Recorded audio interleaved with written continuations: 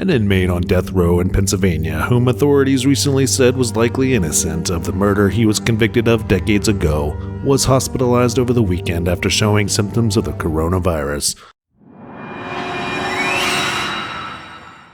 Welcome to the DeadFedFiles. If you haven't already done so, please hit that subscribe button and notification bell so you don't miss any future DeadFed content.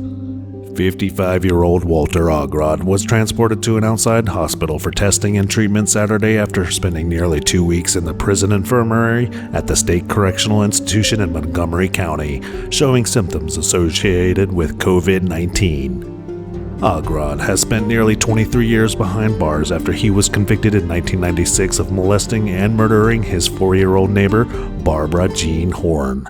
Police searched house to house in this Northeast Philadelphia neighborhood for witnesses who can help identify the person investigators believe may have killed 4-year-old Barbara Jean Fahey. A few hours after her stepfather noticed she was missing yesterday, Barbara Jean's battered body was found in this appliance box around the corner from her house in the 1400 block of St. Vincent Street. Last month, Philadelphia District Attorney Larry Krasner's office asked the judge to strike his conviction and clear the way for his release, arguing that his case relied on flawed, hidden, corrupt evidence. Attorney James Rollins said in a statement to the Inquirer, "To make an innocent man remain even one extra day on death row is unjust. To leave him on death row showing symptoms of COVID-19 without adequate medical treatment would be unconscionable."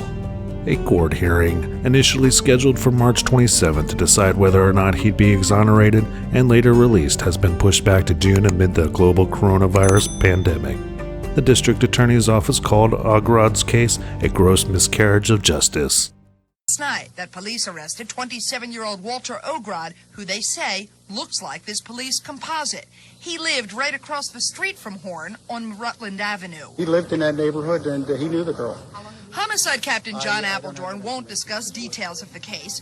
Two detectives, Martin Devlin and Paul Worrell, picked up the case in 1992. That's when Ogrod found himself adrift in a perfect storm of unreliable scientific evidence, prosecutorial misconduct, Brady violations, and false testimony, the district attorney's office said last month.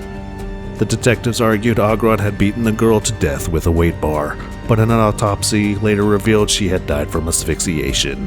That information was never disclosed with Ogrod's defense attorneys. Ogrod allegedly confessed to police that he lured the youngster into the basement of his home, then beat Barbara Jean to death when she refused to perform a sex act. Ogrod now says he's innocent, that the confession was coerced. He plans to testify in his own defense. The prosecutor declined comment. In court, Ogrod's attorney implicated a man he calls the real murderer, a man he says was also a police suspect. He alleges police know Ogrod is innocent. The detectives are also accused of forcing a confession of Ogrod, who had little sleep and almost immediately recanted. The district's attorney's office also pointed to two inmates, John Hall and Jay Wolchansky, who allegedly colluded on a false statement against Ogrod, claiming he admitted while in jail to murdering the young girl.